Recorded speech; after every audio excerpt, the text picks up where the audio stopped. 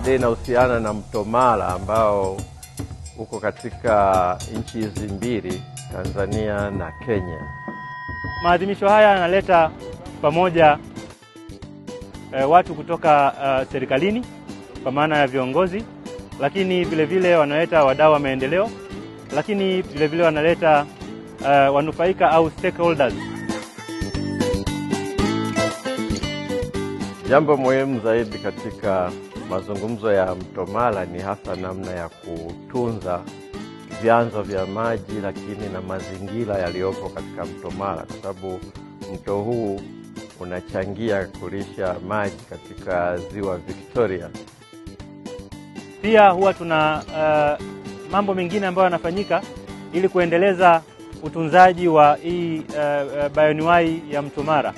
Tunafanya shughuli za kupanda miti. Kwa mfano mwaka huu tumeadhimia kupanda miti zaidi ya 3000 katika eneo hili la bonde la mto Mara. Tunapenda kutoa shukrani kwa UNDP, tunao KCB, GIZ na wengine wengi ambao kwa kweli wanasukuma mbele hii jitihada ya kuweza kutunza hii bioanuwai ya mto Mara.